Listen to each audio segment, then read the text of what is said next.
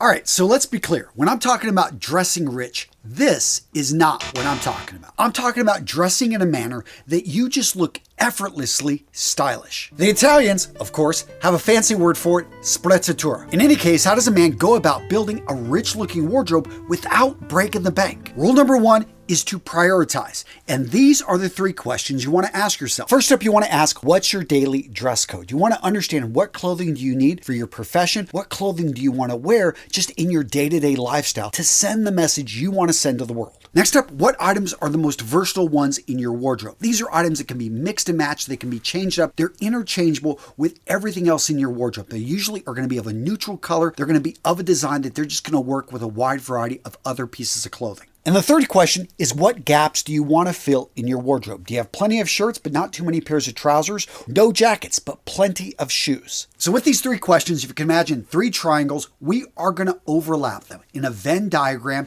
And that center triangle, this right here is the priority. When you've got limited time, when you've got a limited budget, these are the areas of your wardrobe you're going to want to focus in on. By focusing in on picking up the items that are within your daily dress code, are versatile, and are already missing in your wardrobe, you're going to be able to fill those gaps and get the biggest return on your investment. Now, today's video, gents, is brought to you by my friends over at Anson Belt and Buckle. For over a decade, I've been talking about this company because I love what they do. Now, in case you've been living under a rock and you haven't heard of their micro adjust technology, guys, this is how a belt should be. Seriously, if you're using a belt with holes in it, guys, you can only adjust to the closest inch. And let's face it, after, a few dozen wears, all of a sudden it gets warped. All of a sudden it just starts to, bend up. Guys, when you go to a micro adjust technology belt, it will adjust to 1/4 of an inch and it stays looking good for a lot longer. And then let's talk about interchangeability. That's the idea that you can mix and match things. Well, guess what? With their buckles and their straps,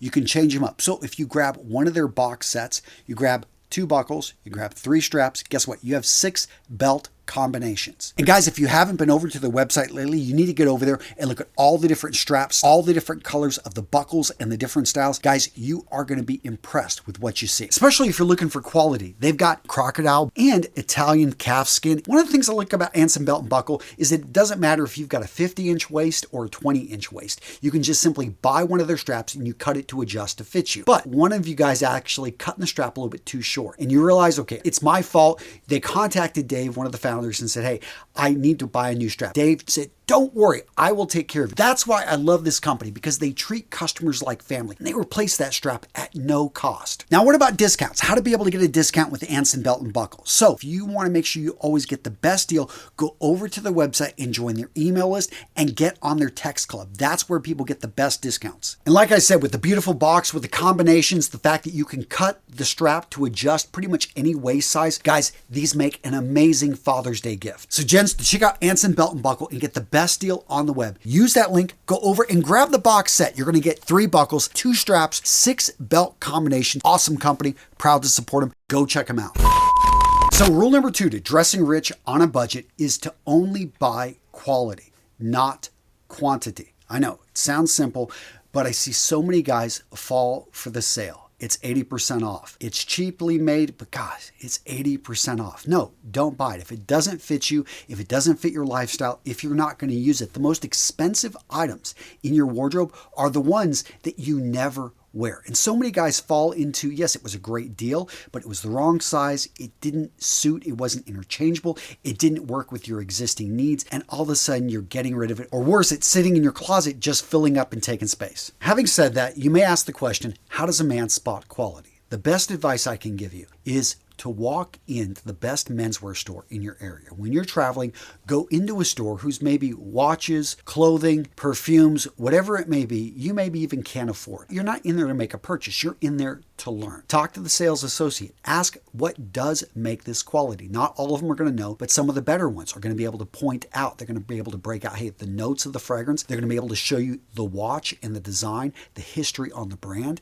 Maybe if you walk into a clothier, into a tailor, they're going to be able to show you the different fabrics, the stitching, the build, the quality. These are lessons that you'll take with you as you're out there looking at clothing in general. Eventually, you'll be able to walk into a box store like a Men's Warehouse and be able to spot what is good, what is it's okay. But then you'll go into a higher end menswear store, maybe like Suit Supply, and you're going to be able to, wow, there is a big difference here. Maybe you're traveling over in Italy, you're over in London, you could go down Savile Row or German Street, and all of a sudden you see really high end. And when you see this, when you touch it, when you feel it, all of a sudden this is registering in your brain. So whenever you spot high quality, you know that this is a $200 shirt and it's on sale in that thrift store for $20. You know that, hey, yes, this may be more expensive than the $2 other shirt there, but this one right here is well worth picking up because it's quality. You're able to spot it. You've understood that it's sometimes looking at the buttons, the quality of not just the way the stitching is done, but also are these horn buttons? Are those mother of pearl buttons? I also highly recommend you pick up a few coffee table books.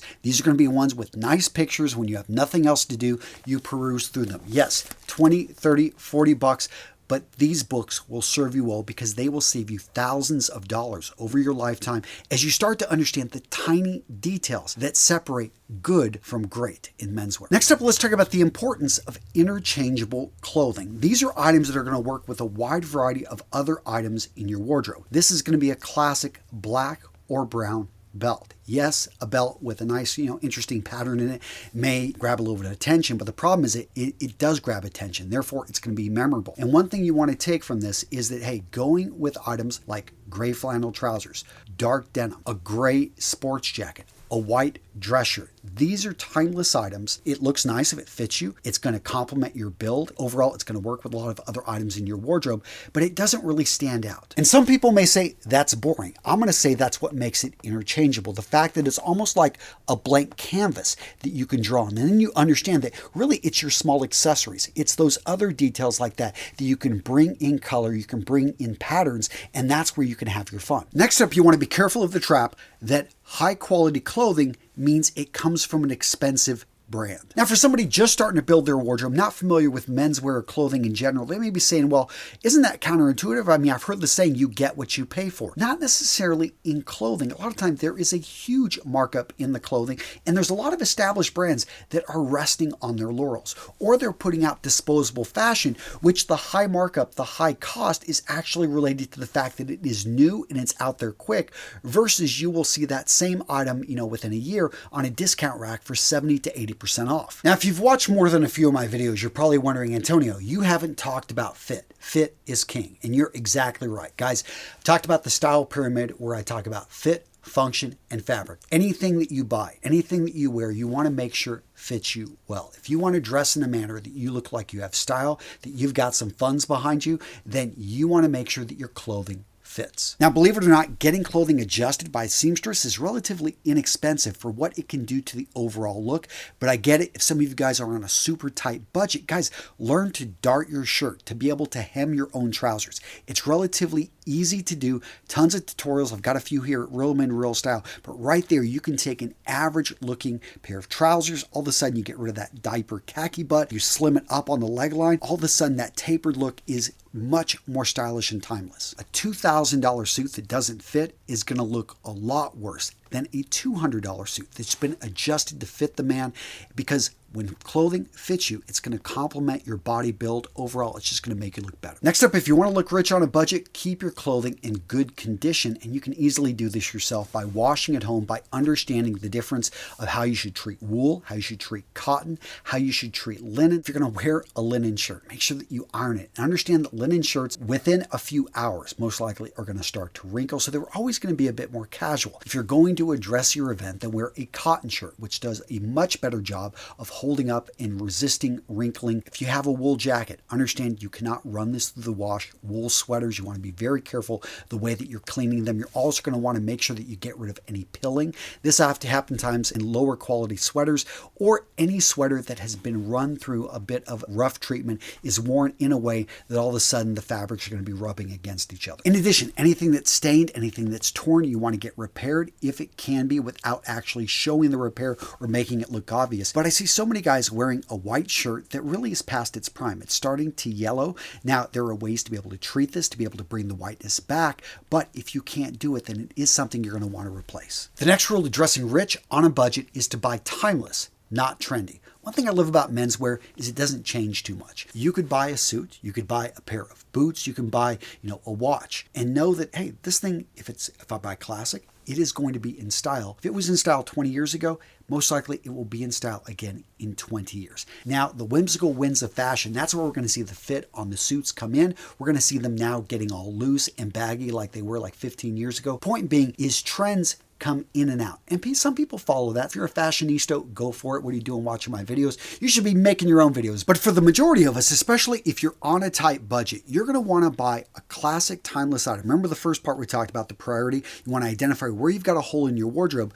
But if you notice, okay, I don't have many summer jackets, which are going to be unlined, lightweight material that's going to be breathable. At the same time, it dresses you up a bit. This may be a huge hole in your wardrobe. And you like to dress a little bit more professional. You're in law school, you want to be a consultant, you're transitioning into maybe more of an IT role, but management level. In this case, this would be a great item to add to your wardrobe. So you want to look at what would be a classic color, what would be a classic pattern. Okay, navy, a blazer right there. It's been around for what, like 70 years? Guess what? It's going to be around probably for another 70 years, the whole Lindy effect. So knowing that, you can actually spend a little bit more money there, and you know that that's a good investment because it's not going to go out of fashion. It's not going to go out of style, especially if you get the cut and fit in a timeless design. So now let's talk about particular items. Now I'm talking about the pieces of clothing that honestly you would get a big return on your investment if you don't have these in your wardrobe because they are so versatile, because they are so timeless. They're going to be in style 20 to 30 years from now, and you can actually find these on sale or look around. You can find some really good deals because many companies sell them. So first up, the white dress shirt. Also, you'll see white button downs. There is a difference. A white button down is going to actually be more casual, usually made from a heavier, more casual fabric. White dress shirts are going to be made from poplin. Another big thing we're going to see in the design is dress shirts are going to have tails in the front or back. That means it's a little bit longer in the front and back, so they're made to be tucked in. And in general, if you're wearing a dress shirt, always tuck it in. A lot of guys, for some reason, don't have in their wardrobe. And can you wear it with dark jeans? Yes. Some people don't like the look, but I think if you throw a sports jacket over the top, the point being is white shirts in general have always been associated with the upper class. Why? Because if you're wearing a white shirt, it shows that you don't have to work with your hands. You're not worried about getting dirty. And the crisp contrast it provides with a dark jacket, even with dark denim, in a group of people that are all wearing dark colors, the white pops and it draws attention. Like I said, if you're looking for something a little bit more casual, maybe a button-down collar, maybe an Oxford with white, you're also going to see a few other variations, in pastels, which I think are perfectly fine. But if I were to go to another white shirt that I really think is underused, that's going to be the white polo. And of course, it's going to be more casual, shorter sleeve, but you can find this in a variety of different materials, different builds. But the white polo, especially with khaki shorts, is just a classic summer look, a little bit more sophisticated. The collar, brings that, extra level of style, but at the same time, it is very casual, made to be worn untucked in most situations. Polos like this, I think, are an easy step up from a t-shirt. Now, I know some of you guys are saying, well, white is boring. Okay, then look to blues. Any variation of blue. You can go with a dark blue, you can go with a light blue.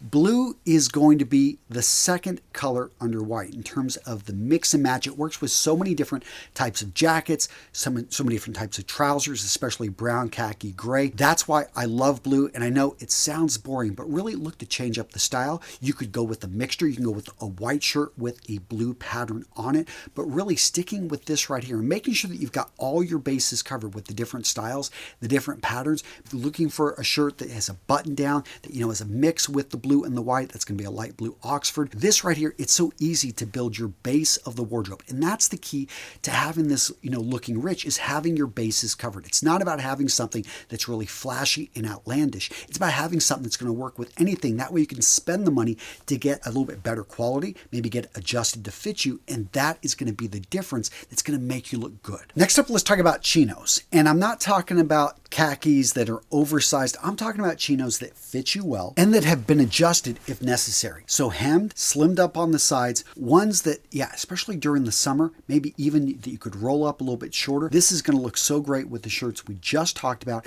and you're going to be able to easily match this with a wide variety of other items in your wardrobe. Now, a lot of guys default to jeans as their go-to, and jeans are fine, and I'm not going to put them on this list because I've talked about them tons of times, but they are always going to be more casual. You could find some higher end, because let's say you start getting into chinos, then all of a sudden you look at tropical weight wool trousers. A lot of guys, again, default to navy. I'm going to say, hey, look at some of the lighter colors. Again, tans, browns. They're basically all on the same area of the color wheel, so they're going to work with the same type of shirts, they're going to work with the same type of jackets, they're going to work with the same type of shoes. And speaking of shoes, so first up we want to step up from the running shoes. You've got the casual sneakers. Nothing wrong with those. If you want to go with a pair of clean white sneakers, that'll work. But why not step it up with a pair of loafers? Guys, tons of options when it comes to loafers. They're incredibly comfortable, slip on, slip off. You don't have to go with the dress shoe variety that are going to have more of a leather sole. You can go with some with a rubber sole, especially if you're going to be in a wetter environment. That being said, if you're going to be on a boat, you're going to be in a wet environment, look specifically for boat shoes. For some people, a little bit too preppy of a look. Some guys may even feel they're a bit dated. But again, if you're going to be on a boat, there is a reason they are called boat shoes, because they give you great traction on a deck. Now, if you're looking to dress it up a bit, go with classic brogues in a medium brown, in a dark brown, even in a light brown. Brogues are amazing in terms of just being able to bring a bit of texture, to bring a bit of attention without having to bring in a whole lot of color. Next up, let's talk about odd jackets. And when I say odd jackets, I'm referring both to sports jackets and blazer jackets. An odd jacket is any jacket not made to go with a particular pair of trousers. So any jacket that's outside of a suit. And what I love about blazers is that they are relatively easy to dress up, to dress down, to match with a variety. Again, most of your trousers, let's say they're going to be in brown. You're going to have these wider blue shirts. So bringing on a dark blue blazer. If you want something a little bit more casual, you can find them in lighter colors. You can find them in a variety of different materials. If you're going to be going out to dinner and you want to take your style up to the next level, such an easy way to do it. Now, this next suggestion may push a few of you guys outside your comfort zone, and I'm not sure you can find this at a discount or on sale, especially this time of the year, but look to seersucker. So seersucker is where they take cotton, and the way it's woven, it's going to be incredibly breathable. It uses a three-dimensional weave and allows the air to move in and out. It was developed in the southern United States, and because it's made from cotton, initially it was actually, a very, very affordable. So you just see seersucker suits, you would see seersucker trousers. My son has a pair of seersucker shorts, which I think are absolutely great on him. Point being is seersucker has a casual overall feel to it, but incredibly breathable, yet it has this old money, this old, classic rich type of look to it. Now, everything I covered in this video was limited by budget, but if you got a little bit more to spend, you want to dress old money, guys, you're going to want to check out this video right here where I go into more detail. I lay out more rules that are applicable if you've got a little bit more to spend. So check out this video right here where I talk about how to dress old money style. Boom, right here. I think you're going to love it.